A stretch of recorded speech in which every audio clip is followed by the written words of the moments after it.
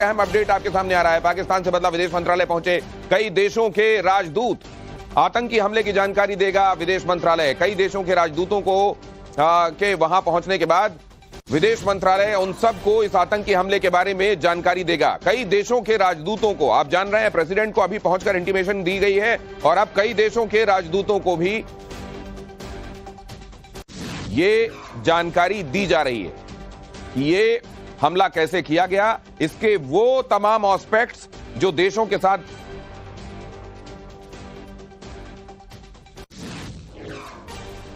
बांटे जा सकते हैं, उसके संदर्भ में ये जानकारी उनको दी जा रही है। एक बार फिर से चलते हैं अपने मेहमानों के पास। जनरल सिन्हा, इसका एनालिसिस आप क्या करते हैं?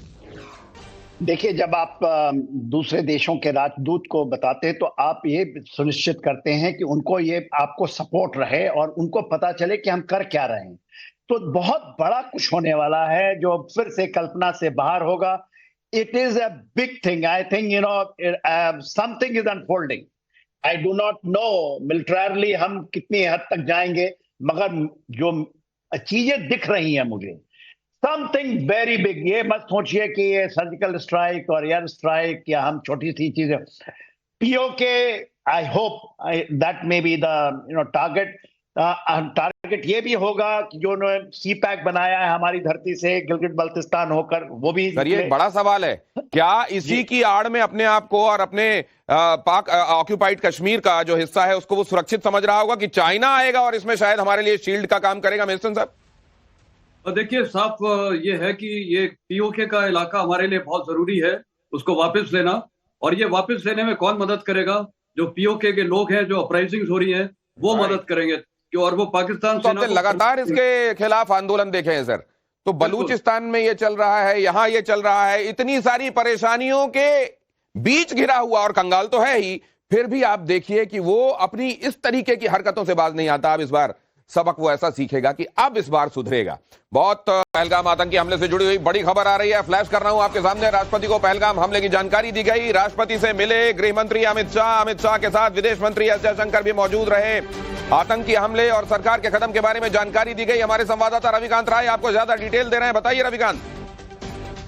देखिए, केंद्रीय गृह मंत्री और विदेश मंत्री एस जयशंकर ने राष्ट्रपति को पूरे घटनाक्रम के बारे में ब्रीफ किया है, क्योंकि सरकार ने ऑल पार्टी मीटिंग भी बुलाई है इसी मसले को लेकर। उससे पहले राष्ट्रपति को भी इस बारे में जानकारी दी गई है, क्योंकि तीनों सेनाओं के सुप्रीम कमांडर होते हैं राष्ट्रपति, और अगर सैन्य कार्रवाई कुछ भी की जाती है तो उसकी जानकारी प्रोटोकॉल के तहत प्रेसिडेंट को भी दी जाती है। इसी सिलसिले में जो केंद्रीय गृह मंत्री हैं अमित शाह और विदेश मंत्री एस जयशंकर, जिन्होंने प्राइम मिनिस्टर को और पूरी सीसीएस को ब्रीफ करने के बाद राष्ट्रपति भवन पहुंचकर राष्ट्रपति को इस पूरे बारे में जानकारी सौंपी है। रविकांत, धन्यवाद आपका। जनरल मेस्टन, क्या इशारा है इसमें, क्या दिखाई दे रहा है इन घटनाक्रमों में आपको? देखिए, इशारा बहुत साफ दिख रहा है कि अगर सुप्रीम कमांडर को ब्रीफ किया जा रहा है, और आज प्राइम मिनिस्टर के भी जो स्टेटेड बहुत स्ट्रॉन्ग स्टेटमेंट थे, और कल डिफेंस मिनिस्टर का भी स्टेटमेंट बहुत स्ट्रॉन्ग था, ऑल ऑप्शंस आर ओपन, कड़ी से कड़ी सख्त सजा देंगे, पाकिस्तान को मिट्टी में मिला देंगे। तो इससे तो ज्यादा कोई मेरे ख्याल स्टेटमेंट है ही नहीं है। बहुत क्लियर लफ्जों में पाकिस्तान को वार्निंग क्या बिल्कुल बता दिया है कि इंडिया मीन्स बिजनेस नाउ। साफ लफ्जों में बता दिया गया है। समझे जनरल सिन्हा कि पाकिस्तान ने इस बार हमास के तरीके को अपनाकर अपने लिए इजराइल की तरह की मुसीबत मोल ली है? एब्सोल्युटली, कल्पना से भी बड़ी यदि सजा देंगे तो कल उनका तो यही सजा था ना, two nation theory. And I also believe कि it was the biggest mistake था हमारा, और उन्होंने ब्रिटिश ने किया था डिवाइड एंड रूल के तहत। तो अखंड भारत का सपना तो आप हमें तो दिखता है कि कहीं न कहीं ये है, बहुत बड़ी भूल की है, बहुत बड़ी। एंड मैं यही कहता हूं कि 25 करोड़ की वो उनमें पिसेंगे, और भूल जो है ये जो पाकिस्तान आर्मी, जो डीप स्टेट है, आईएसआई है, और जिहाद जो उन्होंने छेड़ा है, जो मुल्लाओं का जिहाद है, ये यदि हिंदू मुस्लिम आप कर रहे हैं तो ये तो हिंदुत्व की लड़ाई होगी भाई। और ये लड़ाई किसी और डायमेंशन में आप ही ने भेजी है। और इस वक्त की बड़ी खबर जम्मू कश्मीर से। जम्मू कश्मीर में इस समय 5 जगहों पर एनकाउंटर चल रहा है। पहला एनकाउंटर पहलगाम में चल रहा है, जैसा हमने आपको बताया कि कॉम्बिंग चल रही है, हंटिंग चल रही है। इसके अलावा कुलगाम में भी पिछले 30 घंटों से आतंकियों के खिलाफ बड़ा ऑपरेशन चल रहा है। कुलगाम के अलावा ऊधमपुर में भी सुरक्षा बलों ने आतंकियों का घेर रखा है। ऊधमपुर में हमारा एक जवान शहीद भी हुआ है, लेकिन आतंकियों की घेराबंदी पूरी है। इतना ही नहीं, राजौरी अनंतनाग किश्तवाड़ रूट पर भी सुरक्षा बलों ने आतंकियों की घेराबंदी कर रखी है। ये सब कुछ जनरल मेस्टन क्या दिखा रहा है? बर्फ पिघलने के साथ ही आतंकी लॉन्च पैड से इधर भेजे जाने पाकिस्तान शुरू करता है। इस बार भी हम ये एंटिसिपेट कर रहे होंगे। क्या ऐसी बातें हैं जो आपको रिमार्केबल लग रही हैं इस बार जो अलग है? देखिए, ये जो जनरल मुनीर का स्टेटमेंट था 16 अप्रैल को, और 22 मार्च को भी इसने स्टेटमेंट दिया था काकुल मिलिट्री एकेडमी में मिडनाइट परेड पे। वहां पर भी ये यही बोला था, कश्मीर की लड़ाई होगी। तो ये साफ जाहिर है कि ये जो मुनीर है, इसका इरादा शायद वहां की पॉलिटिकल ब्रास को पता नहीं है। ये अपना दिखाना चाहता है पावर, और इसका इरादा है लॉन्ग टर्म मिलिट्री पावर को अपनाना। तो ये साफ जाहिर है कि इतने ये आतंकवाद भेज रखे हैं और 5 पॉइंट ऑफ कांटेक्ट हैं अलग अलग जगह। ये दिखाता है कि काफी भारी मात्रा में ये लोग टेररिस्ट आ रखे हैं, 5-5, 6-6 के ग्रुप में ऑपरेट कर रहे हैं। और अच्छी बात है कि हर जगह कांटेक्ट हो गया है। भारतीय सेना जब एक बार कांटेक्ट करती है तो अब तो उनको छोड़ेंगे नहीं, क्योंकि कांटेक्ट मतलब you are in direct line with them. आपको सब पता है उनकी हरकत, और वो उनको घेरा जाएगा। और अभी सारा हथियार मसला सब कुछ, चाहे वो हेलीकॉप्टर्स हो चाहे ड्रोन्स हो, सबकी उसका फायदा उठाया जाएगा, इनको बर्बाद किया जाएगा। इस तरह के मामलों में जो इंटेल है, खासतौर से जो हमारे मित्र देश हमको इंटेल देते हैं, खासतौर से सैटेलाइट इंटेल जो हमको मिलता है, क्या वो बड़ा कारगर होगा कॉम्बिंग के दौरान, हंटिंग के दौरान? ये भी आपसे समझूंगा। लेकिन जम्मू कश्मीर में, खासकर दक्षिण कश्मीर के घने जंगल और पहाड़ हैं, बर्फबारी के बीच आतंकी पाकिस्तान से आते हैं और इन्हीं जंगल और पहाड़ों की गुफाओं के में जाकर छुपते हैं। आपको समझाने के लिए इलाका कैसा है, हमारे सहयोगी अनुज मिश्रा ने उस जगह से आपके लिए रिपोर्ट भेजी। पहलगाम में हुए आतंकी हमले की जांच लगातार जारी है और इन आतंकियों की तलाश भी लगातार की जा रही है। लेकिन सवाल ये उठता है कि आखिरकार ये आतंकी बैसरन इलाके तक पहुंचे कैसे? बैसरन इलाके को ही इन्होंने टारगेट क्यों किया? ये तमाम सवाल है जिनके जवाब जो हैं वो तलाशे जा रहे हैं, और इसको लेकर कई सारी थ्योरी जो है वो सामने आ रही है।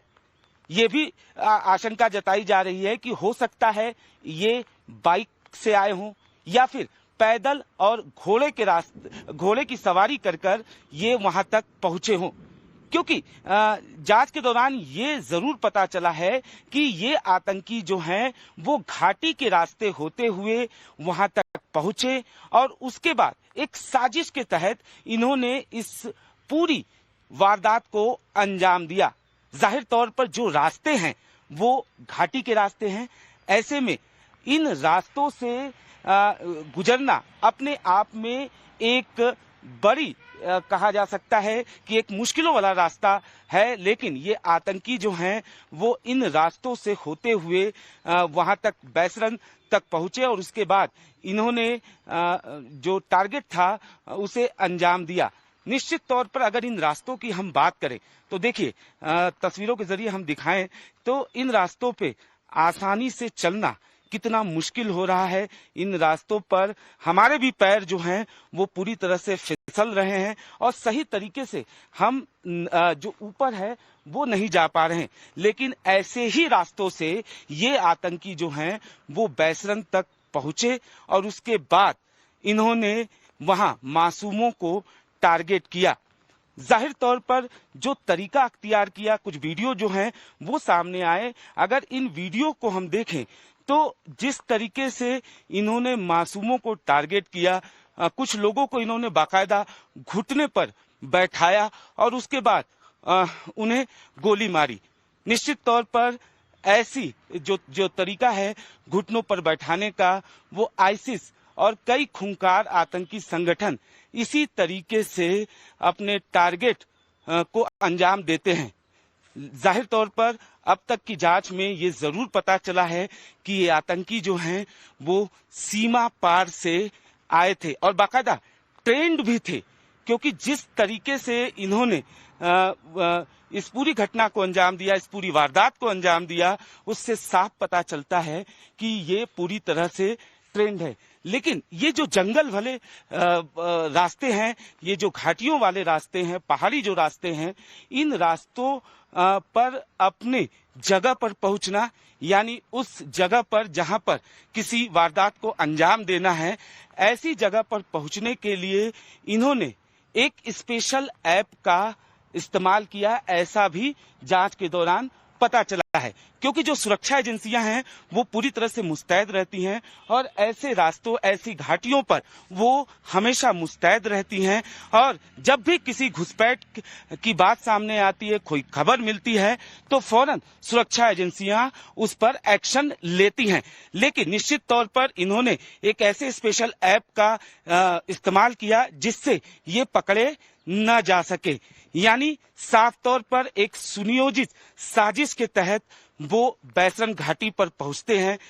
एक थ्योरी ये सामने आ रहा है कि इन लोगों ने पहले बैसरन घाटी पर पहुंचने के बाद इन्होंने टारगेट को अपने चुना और उसके बाद ये वहां पर पहुंचे और उसके बाद इन्होंने इस पूरी वारदात को अंजाम दिया। तो निश्चित तौर पर अभी कई थ्योरी जो हैं वो सामने आ रही हैं, जिसमें बाइक का इस्तेमाल होना, जिसमें पैदल चलना और घोड़े की सवारी कर पहुंचना, ये तमाम थ्योरी जो हैं वो सामने आ रही हैं।